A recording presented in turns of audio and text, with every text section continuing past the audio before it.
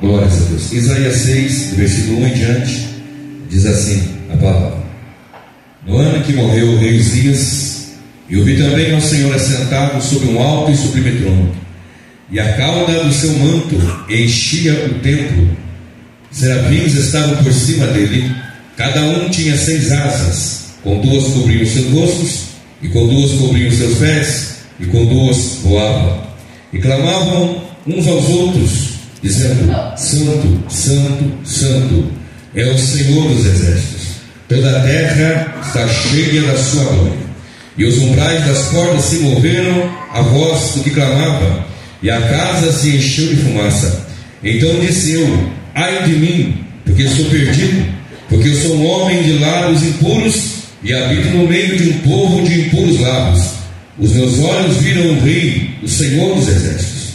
Porém, um dos serafins voou para mim, trazendo na sua mão uma brasa viva, que tirara do altar com uma tenaz. E com a brasa tocou a minha boca e disse: eis que isso tocou os teus lábios, e a tua iniquidade foi tirada, e expiado o teu pecado. Depois disso, ouvi a voz do Senhor que dizia: a quem enviarei? E a quem há de ir por nós? Então disse eu: eis-me aqui, envia-me a mim. Amém? Vamos se assentar, meus irmãos, e abra também a sua Bíblia, o Salmo 27. Mantenha-na aberta, mas abra agora no Salmo 27, versículo 4, e depois o versículo 8. Salmo de número 27, e o verso 4 e o verso 8. Salmo 27, 4 e 8. Amém? Posso ler? Diz assim: uma coisa pedi ao Senhor e a buscarei, que possa morar na casa do Senhor todos os dias da minha vida, para contemplar a formosura do Senhor e inquirir no seu templo. Verso 8: quando tu disseste: buscai o meu rosto, o meu coração disse a ti: o teu rosto, Senhor, buscarei. Amém? Irmãos, são 2 textos distintos, um Isaías, do profeta, e outro Salmo, que são livros, está na classe dos livros poéticos, e outros profetas e profetas maiores, mas são textos bastante conhecidos, principalmente Isaías 6, onde você certamente já ouviu aqui desse púlpito diversas pregações, e até mesmo estudos bíblicos, enfim, citações sobre essa passagem. E quando o pastor Silas me convidou ontem, eu estava me preparando para ir para o culto, e eu vou para o culto constantemente. Esse aqui já é o 4º culto da semana, e nós não temos só o costume de ir só para pregar, embora a gente vá bastante vezes por causa da pregação do Evangelho, mas nós vamos à casa do Senhor cultuar, cansado, com sono, com dor. A gente gosta de estar na casa de Deus, gosta de estar prestando culto a Deus. Tanto é que os irmãos bem sabem que vez por outra nós estamos aqui, mesmo não sendo convidados a pregar, a gente vem cooperar, vem adorar a Deus, vem servir ao Senhor. E o texto de Isaías, e já vou dar o título e o sentido da mensagem, no texto de Isaías, é o momento onde Isaías, o profeta, ele está profetizando para um povo duro, um povo obstinado, um povo que não queria ter compromisso com Deus. De maneira que no capítulo 1 você vai encontrar ele dizendo, o Senhor dizendo através do profeta, no que ele escreveu, que os homens honram aos pais, honram certas feitas, até mesmo familiar, mas não honram a Deus. Diz até sobre o animal que sabe reconhecer o seu possuidor, mas não tem o povo dele como aquele que o conhece, que entende, que determina ou que entende-o como Senhor.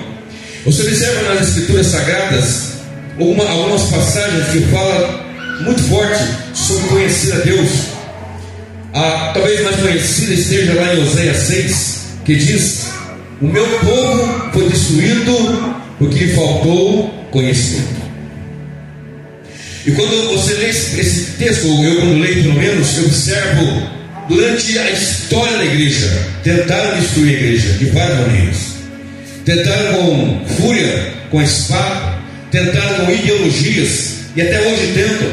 O comunismo tentou impedir a igreja, a Roma investia terrivelmente contra a igreja, lá no princípio, no primórdio. Foi muito difícil, foi um tempo penoso para a igreja. Houve momentos da igreja que a igreja parecia que ia sucumbir, parecia que ia parar, parecia que ia acabar. Tamanha perseguição, mas a igreja não parou, a igreja continuou até hoje, e vai continuar até a vinda gloriosa de Jesus. Mas o Senhor declara: meu povo foi destruído porque lhe faltou conhecimento. Então, quando o povo não tem conhecimento, ele está próximo à perdição e à destruição. Por falta de conhecer, por falta de entender, por falta de compreender, corre-se o risco da destruição. E a nação em Israel estava de uma forma muito difícil de se conduzir, de dura serviço estava a nação, de maneira que o profeta é levantado, ele entra no palácio.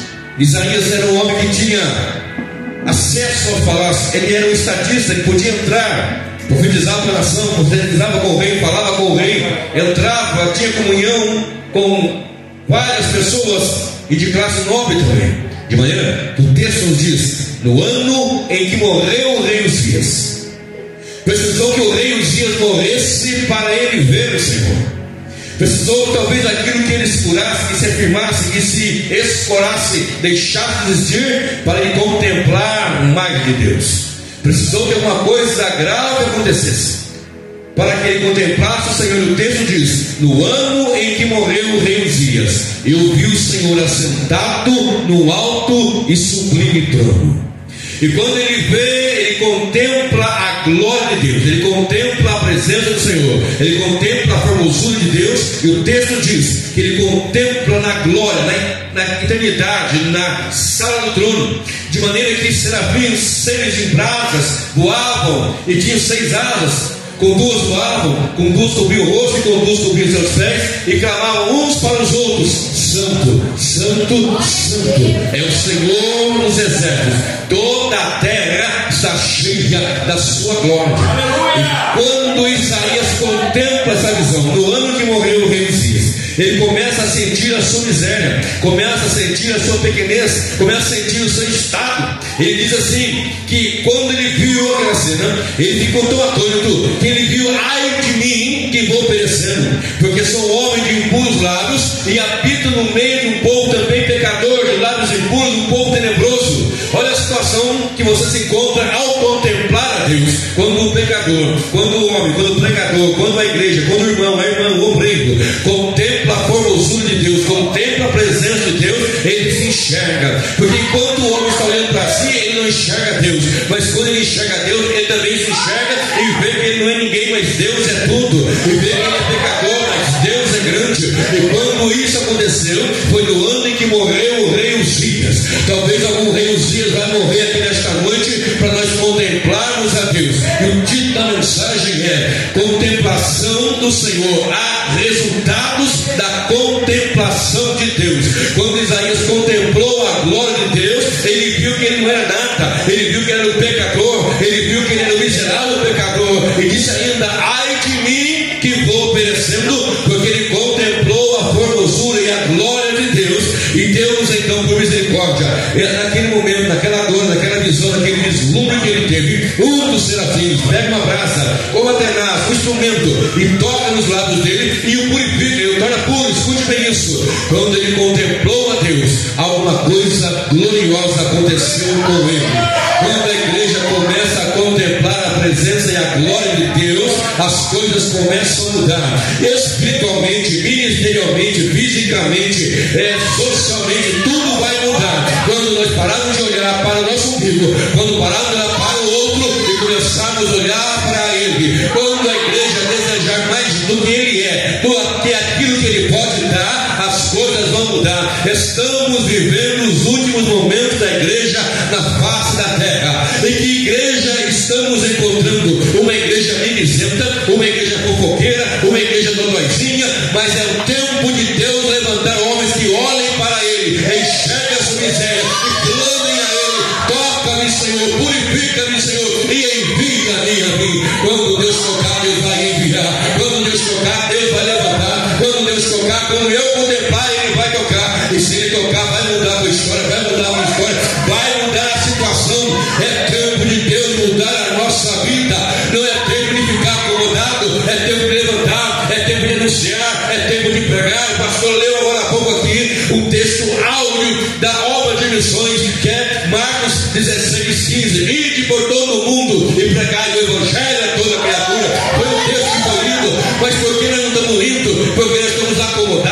estamos afrouxando, mas é tempo de Deus nos despertar. Deus vai fazer que alguém aqui, ainda que seja um, e se por um quer que seja eu, se tem mais alguém comigo, dá glória, porque Deus há de fazer nos contemplarmos a sua beleza, a sua formosura, e contemplando a Deus, vamos enxergar que nós não podemos, mas que Ele pode, que nós não temos, mas que Ele tem, e que Deus há de mover em nós para a sua glória, para o louvor daquele que vive e reina para sempre.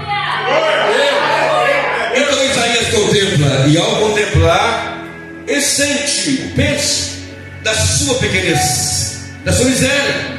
Era profeta, era pregador, anunciava, entrava nos palácios, mas teve que morrer o rei Uzias. E no ano em que morreu o rei Uzias, ele contemplou, ele viu. Que é isso que eu quero que você entenda nesta noite. É isso que o Espírito Santo colocou quando o pastor me convidou ontem. Eu tenho, evidentemente, como pregador, tenho vários sermões preparados. Não é comida requentada, não, irmãos. É comida boa, preparadinha ali. Só chegar e Deus despertar é essa. Mas o pregador, ele não pode chegar e pegar aquilo que ele quer, tem que pegar aquilo que Deus quer que ele fale. Porque ele não pode pegar o que você quer ouvir, eu tenho que pegar o que Deus quer que você ouça. Eu tenho dito que pregação não é show.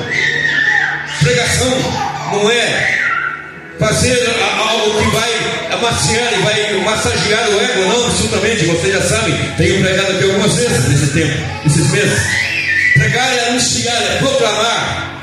Querigma, no grego, querigma quer dizer proclamação. Proclamação é dizer toda a verdade, toda a palavra, toda a verdade, de maneira que às vezes vai doer, e outro vai doer muito, e outros casos vai até moer, e outros casos vai despedaçar, mas vai te fazer levantar com a graça, com a glória, com a misericórdia de Deus. E aí nós vamos para o Salmo 27. Vai lá comigo de novo. E o versículo de número 4. Salmo 27, versículo 4 diz: uma coisa pedi ao Senhor. Eu estava com o profeta e agora estou com Davi. Davi, segundo o coração de Deus. Salmo 89, versículo 20. Achei meu servo Davi, com santo óleo ungido. Um homem segundo o coração de Deus, um homem que Deus levantou, escolheu lá na malhada, cuidando de um curral, de ovelhas, de animais. Deus o tirou, Deus o levantou. A primeira tarefa que ele faz é enfrentar um gigante, mas antes ele tinha experiência com leões e com ursos. Aprenda mais uma aqui: Deus nunca vai te colocar para enfrentar gigantes se não tiver experiência com leões e com ursos. Tem pessoas que querem estar enfrentando gigantes, mas não matou nenhum leão, não matou nenhum urso. Para quê? Para salvar a ovelha. Ele não matou porque ele era mau, ele socorreu a ovelha. Enquanto nós não tivermos a experiência de socorrer ovelhas, Deus não vai nos colocar diante de um grande exército para que o nome dele seja glorificado. Deus não é isso.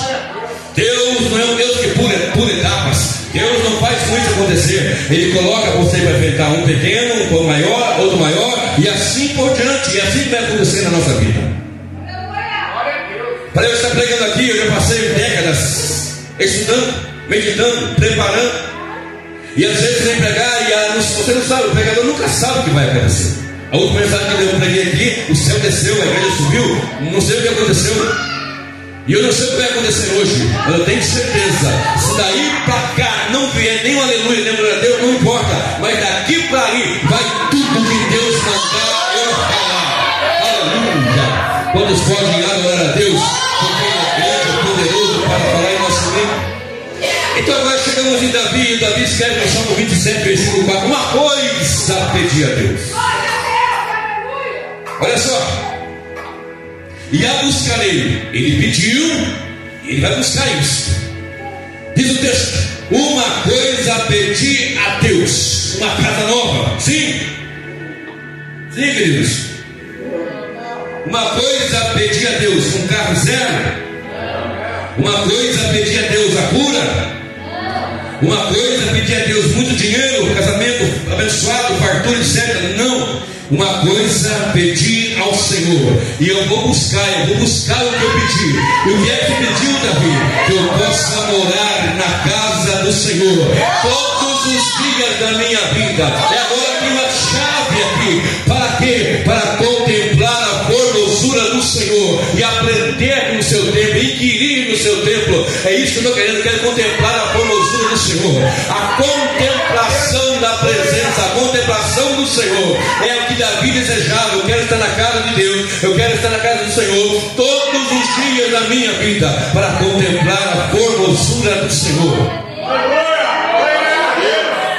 Olha só, no ano que morreu o rei Uzias, eu vi o Senhor assentado num alto e sublime trono. E Davi agora está orando, está clamando, está cantando, aliás, salmodiando, dizendo: uma coisa eu pedi ao Senhor. Porque Davi, nesse salmo, ele está falando da confiança, do anelo pela presença de Deus. Se tinha uma coisa que Davi tinha, era a confiança nas mãos do Senhor, era a confiança no agir de Deus. E ele pediu com vontade, ele disse: uma coisa eu pedi ao Senhor, uma coisa eu pedi ao Senhor e vou buscar, que possa morar na casa do Senhor todos os dias da minha vida, para contemplar. É isso, querido, a palavra chama essa, contemplar. Eu quero contemplar a formosura. O que é contemplar? Contemplar não é olhar e sair de boa, não. Contemplar é olhar com atenção, é admirar, é zelar, é ver com profundeza, é olhar com admiração. Contemplar é diante da palavra de Deus, do Senhor, é olhar e estar diante dele, contemplando que ele é digno de toda a honra, toda a glória, todo louvor, toda a adoração. É uma contemplação maior, é nos levar a um nível espiritual mais elevado. Quantos estão entendendo? Não, glória a Deus. Agora, o versículo 8 diz: quando tu disseste, buscai o meu rosto, está aqui falando, o meu coração disse a ti, o teu rosto, Senhor, buscarei. Quando tu disseste, está falando assim, quando eu busquei, quando foi que Deus falou para Davi? Você não tem esse texto, mas dentro dele tinha isso, um sentimento, algo especial para ele. Ele disse: quando tu disseste, buscai o meu rosto, o meu coração te disse a ti, o teu rosto, Senhor, eu vou buscar. Agora, passado essa introdução, eu quero que você observe dois personagens no livro de Juízes. Vem comigo. Juízes, capítulo de número 6. Corre comigo lá, rapidamente. Não vou me demorar, eu prometo. Juízes, capítulo 6. Dá um pouquinho mais de retorno para mim aqui, alguma coisa, pastor? Eu quero pregar até meia-noite. Eu disse que eu vou pregar, eu disse que era.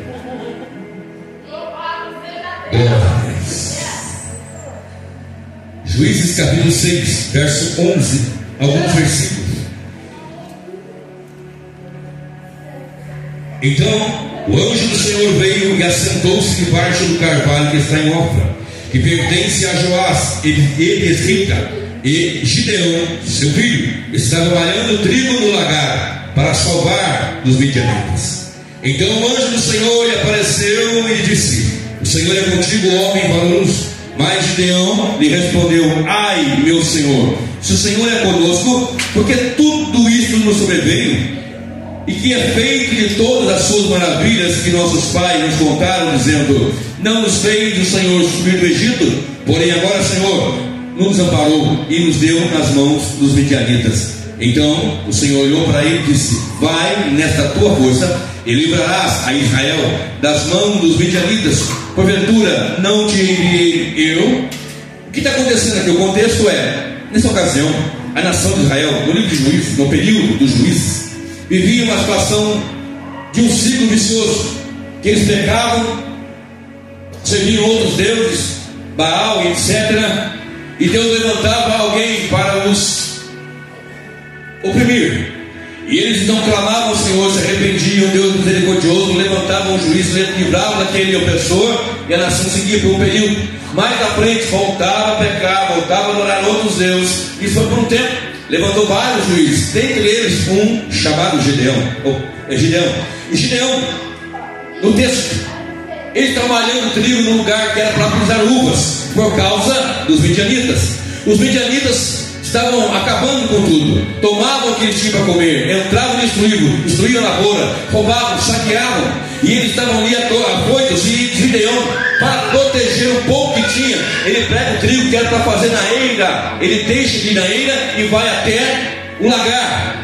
E no lagar onde é para pisar uva, ele está malhando trigo. E o Senhor vai lá e manda um anjo. E o anjo vai lá falar com ele. Diz o texto, verso 11: então o anjo veio e disse assim: o Senhor é contigo, varão, homem valoroso.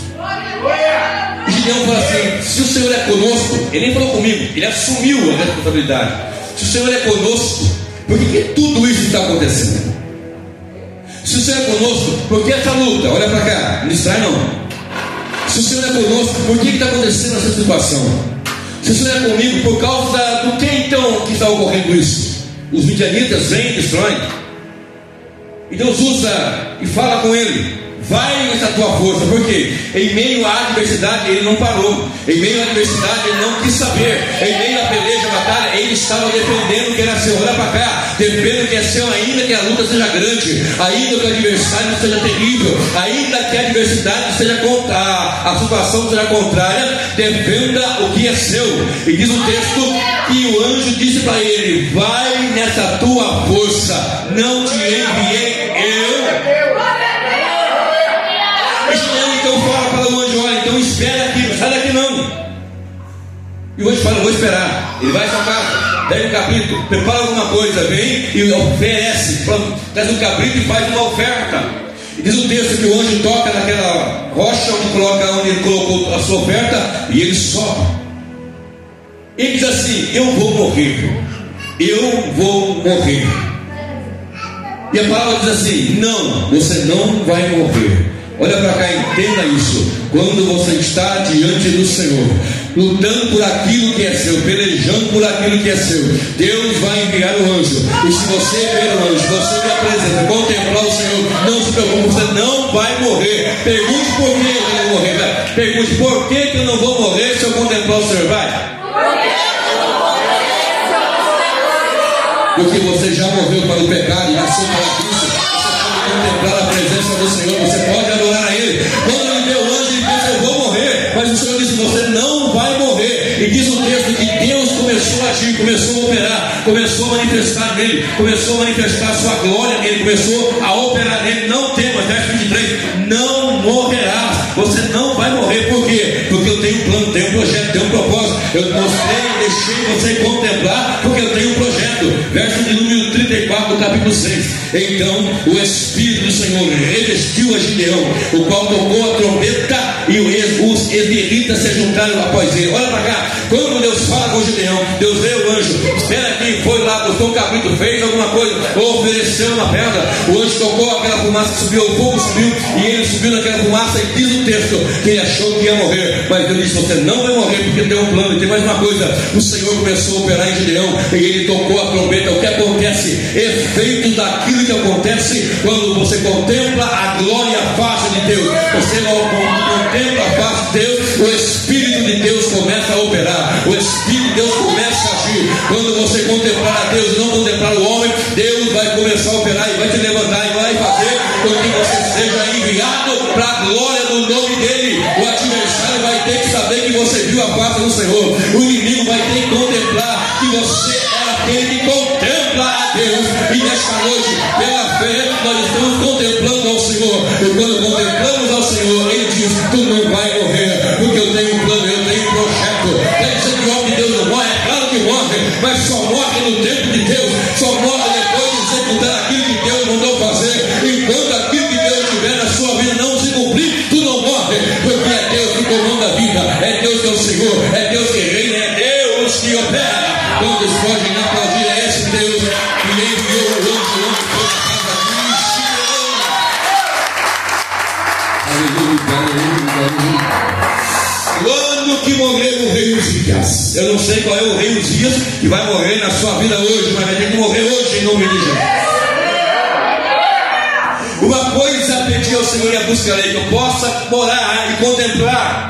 Quando tu disseste: buscai meu rosto, meu coração te disse a ti: o teu rosto, Senhor, buscarei. Gideão estava ali naquele lugar, malhando trigo num lugar que não era para aquilo, mas ele tinha um projeto, tinha um propósito de defender aquilo que é seu, e Deus gostou daquilo. Quando você tem um projeto de defender aquilo que Deus te deu, a tua chamada veio de Deus, o teu ministério veio de Deus, aqueles dons que Deus te deu não veio do homem, veio do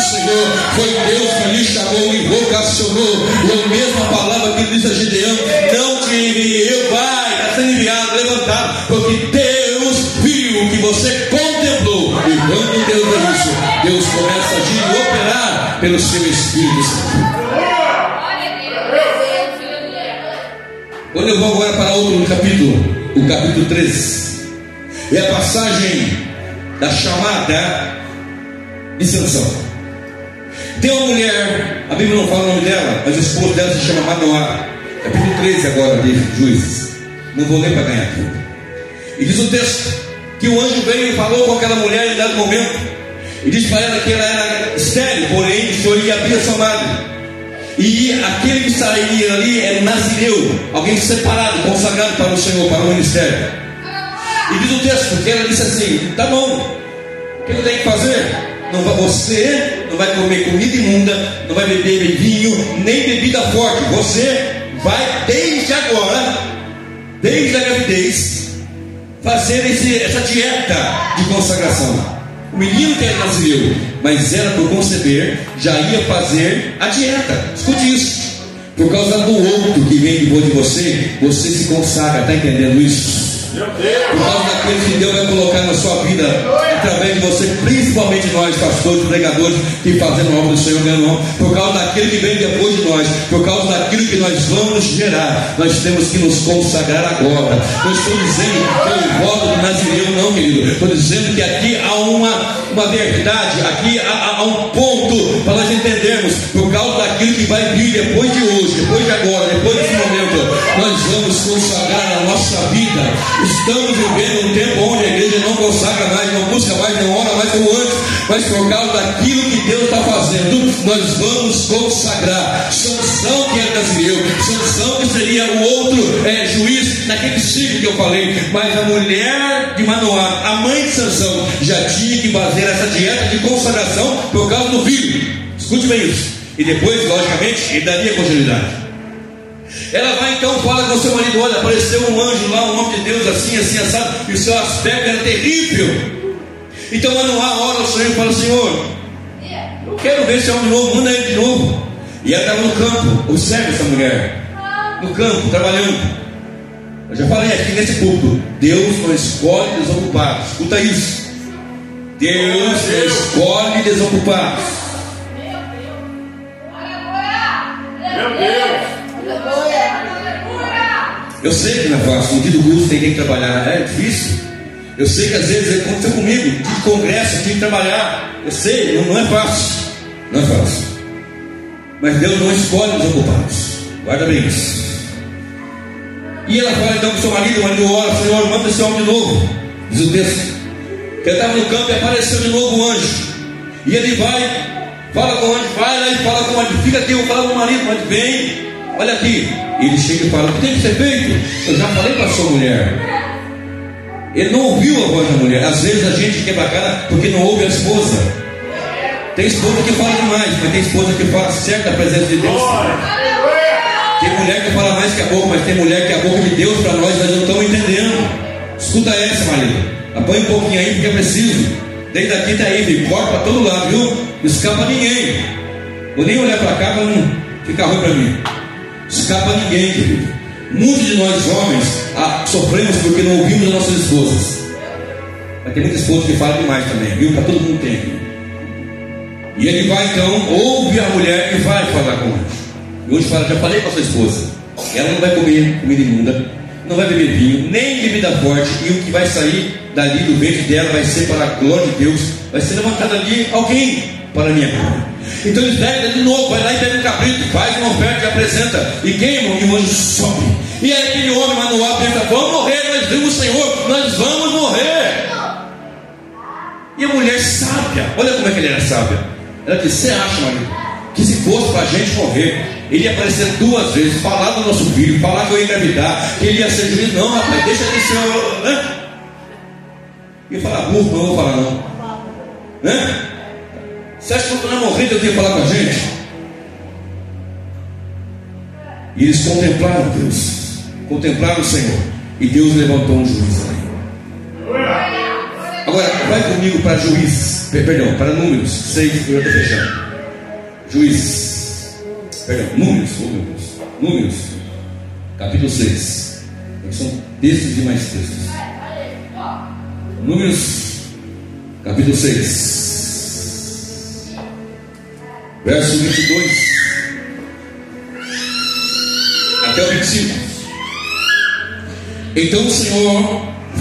Então falou o Senhor a Moisés, dizendo: Fala a Arão e a seus filhos, dizendo: Assim abençoareis os filhos de Israel, dizendo-lhes: O Senhor te abençoe e te guarde. O Senhor faça resplandecer o seu rosto. O Senhor faça resplandecer o seu rosto. Mais forte.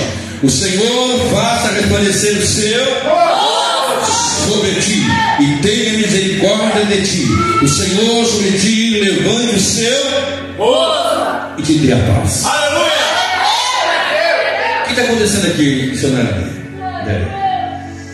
A maneira do sacerdote abençoar a nação era esta: o Senhor te abençoe e te guarde. O Senhor sobre ti levante o seu rosto. O Senhor tem misericórdia. O que diz isso? O rosto. Contemplar. Lembra de Davi? Quando tu disseste: buscai meu rosto, meu coração te disse: o teu rosto, Senhor, eu buscarei. No ano que eu vi, correu o riozinho, eu vi o Senhor. Opa, mudou a coisa. Gideão, eu citei 2, vou citar mais. E Manoá, contemplaram ali e mudou a situação deles. O que acontece aqui? Quando eu olho, para onde que eu olho? Para a bênção, para as mãos. Quando eu levanto a mão para orar, não é assim? Abençoar? A bênção vem nas mãos, Senhor. Por isso que a Bíblia não fala: dá um tapa no seu filho, não, que a mão é para abençoar, não é para bater. Pega a varinha, 2, 3, está resolvido. Não é para bater naquele tapão que sai da fumaça da criança, não, filho, leva a varinha, Deus. Meu Deus! Eu apanhava o pai de marmelo. Eu ia com minha mãe lá e eu cortava as varas. Essa aqui, mãe, menorzinha, não, maior, filho. Eu fazia isso. Mas depois quebrava tudo e jogava fora.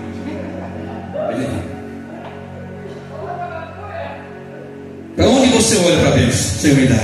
Minha mão, dá. E é pecado? Claro que não. E está errado? É claro que não. Ele é nossa fonte de bênção, de riqueza, de alegria e tudo mais. Mas eu quero que você entenda: nós temos mais de Deus, da sua presença. Quando eu olho para o seu rosto, quando eu olho para o rosto dele, estou querendo mais do que apenas bênção. Claro que eu quero bênção, eu preciso da bênção. A bênção do Senhor é que enriquece e não acrescenta dores, é evidente. Mas eu quero que você entenda essa mensagem, que ela é para nós olhar para Ele, autor e consumador da nossa fé. Olhar para o rosto do Senhor Jesus, porque dele vai levantando o seu rosto e vai nos abençoar. O texto que eu li nos diz, o texto que eu li, repito: o Senhor te abençoe e te guarde. O Senhor faça resplandecer o seu rosto sobre ti e tenha misericórdia de ti. O Senhor sobre ti levante o seu rosto e te dê a paz.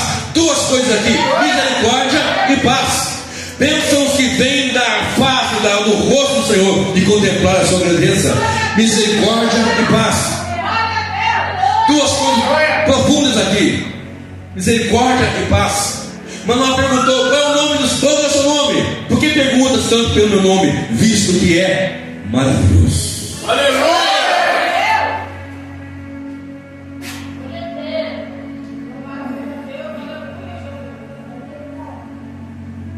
Olhando para o rosto dele, para a face adorada dele, eu vou contemplar misericórdia e paz. O Senhor te abençoe e te guarde. O Senhor levante sobre você o seu rosto e tenha misericórdia de ti. O Senhor levante o seu rosto e te dê paz. Tem muitos que não vão poder olhar para o rosto dele em paz quando ele voltar. Mateus 24, versículo 28, 29. Ele vai voltar sobre as nuvens. Depois, diz o texto, da aflição daqueles dias, ele voltará com um crio de clamor de trompeta, e os homens vão olhar e vão sentir pavor.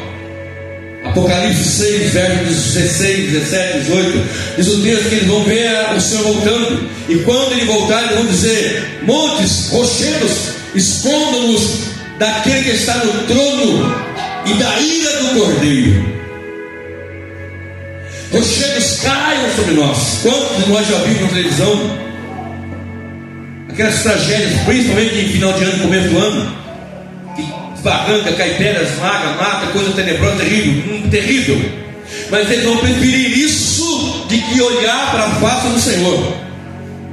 Rochedos, montes, caiam sobre nós e escondei-nos da ira do zombeiro, 6º selo, e escondei-nos da ira do Cordeiro, daquele que está no trono e da ira do cordeiro. Mas o salmista disse assim: uma coisa eu pedi ao Senhor, vou buscar, que eu possa morar na casa do Senhor todos os dias. E eu lhe pergunto: onde é a casa do Senhor? E eu respondo, Hebreus 3,6: nós somos a casa de Jesus. A igreja é a casa do Senhor. 1 Timóteo 3,15 diz que a igreja é coluna, a casa do Senhor, e é coluna e firmeza da verdade. Ele quer habitar na igreja, se fosse nos dias de hoje, não é um templo físico, tão somente puramente não, mas é estar na casa, é estar com Deus, onde tem adoração, onde tem louvor, onde tem glória, onde tem aleluia, onde não tem desgraça, mortandade, bebedeira, drogas, não. Na casa de Deus tem aleluia, tem louvor, tem glória. Salmo 29, verso 9: e no seu templo tudo fala de glória. Mas vai ter uns que não vão querer ver, não vão querer olhar, não vão poder olhar. Mas tem uma turma, uma parte dela está aqui nesta noite, que vai se encontrar com ele. Apocalipse 22, verso 4, diz que nós contemplaremos a sua face. Contemplaremos a sua face. Em Coríntios 12 nós encontramos escrito que quando era menino, falava com o menino, pensava com o menino, discorria com o menino. Mas quando cheguei a ser homem, a chegar à maturidade, acabei com as coisas de menino. Hoje nós vivemos como por espelho, mas então naquele dia nós veremos face a face como ele é. Mas como ver a face de Deus? Primeira coisa, diga comigo: para ver a face de Deus, eu preciso olhar para Jesus. Para ver a face de Deus, eu preciso do perdão de Jesus. Para ver a face de Deus, eu preciso da comunhão de Jesus e da igreja.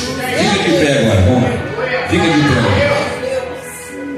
A mensagem mais suave hoje é assim: pregador é assim, um dia como cai, outro dia é espada, outro dia corta. Mas vamos olhar para a face adorada dele. Milhares não vão poder olhar para ele, porque ele voltará vingador. Jesus é vingador, é 2 Tessalonicenses capítulo 1, versículo 7, versículo 8.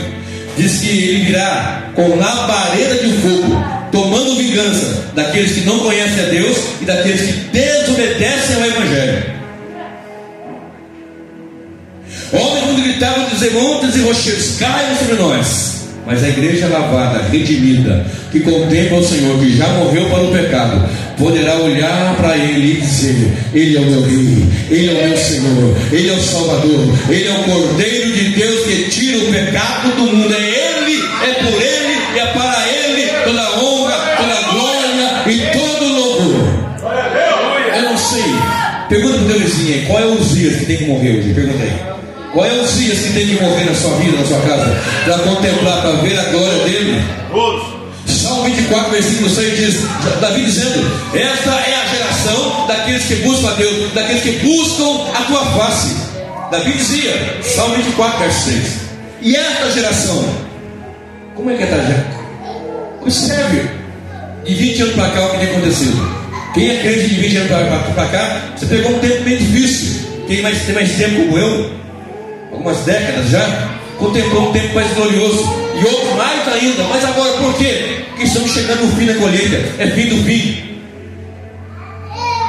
Mas se um aqui hoje contemplar Deus, Deus vai mudar a sua história. Deus vai mudar a sua história. Se um aqui hoje contemplar a face adorada do Senhor, o anjo vai entrar na tua casa, assim como entrou na casa de Gideão, assim como foi na casa lá de Manoá, assim como outras passagens. E nós vamos entender que a obra de Deus é difícil, é espinhosa, mas também é gloriosa, porque podemos contemplar a face adorada de Jesus. Foi cantada aqui hoje a face adorada, aí nos 304 da harpa de santo, foi cantada aqui hoje. E quando eu cantou, eu falei: Senhor, é por aí mesmo. Eu não sei o que vai acontecer, mas eu sei que a palavra está sendo pregada, a mensagem está sendo ensinada, e nós vamos contemplar a face do Senhor.